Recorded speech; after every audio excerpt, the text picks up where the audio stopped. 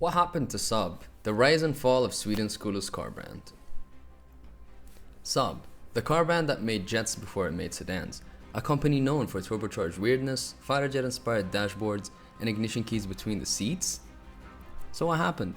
How did a brand that once felt like the future crash and burn like one of its own prototypes? This is the story of Saab, and why the world was never quite ready for it. Saab didn't start like other car brands.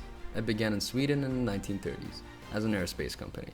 That's right, the same people who designed fighter jets like the Saab 35 Draken decided in 1945, hey, let's make cars too. Their first car, the Saab 92. Aerodynamic, compact, and about as quirky as a penguin on roller skates. But here's the thing, it worked. People loved it. It was safe, weirdly shaped, and full of character. And from there, Saab carved out a niche, safe, innovative, and definitely weird vehicle. In the 1980s and 90s, Saab was different in the best way possible. They introduced turbocharging to the mainstream long before others caught on. Their cars had stuff nobody else was offering. Heated seats as standard, aircraft-style cockpits, and of course the ignition key. That was next to the handbrake. Saab wasn't trying to be BMW or Mercedes. They were trying to be, well, Saab. And that's why people loved them. Saab drivers weren't just customers, they were believers. But behind the scenes, things weren't so smooth. Saab was small, innovation costs money, and their quirks didn't always make profits. In 1989, GM bought a 50% stake in Saab, and for a while, that seemed like a good thing. But GM didn't get Saab. They wanted to turn into just another brand. With their badge-engineered Saabs, like the 97X, basically a Chevy Trailblazer in Swedish clothes. And while purists screamed, the general public kinda just forgot about Saab.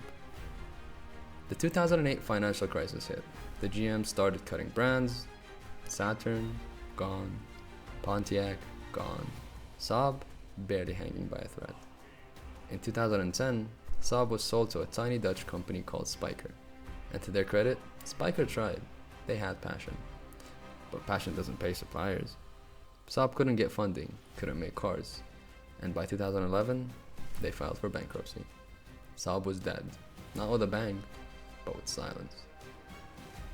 A quiet shutdown for a brand that once felt like the future. So what's left of Saab? Well, the cars are still out there, maintained by die-hard fans who trade parts like rare Pokemons. The brand, technically still owned by a Chinese-backed company called Nebs, but it hasn't made a real Saab since 2014. And the name itself, it's legally tied to the aerospace company, who won't let it be used on cars anymore. So yeah, Saab's story is over. But if you've ever sat in a Saab, driven one, or just admired its strange charm, you know it wasn't just a car brand, it was an idea. And maybe the world just wasn't ready for it.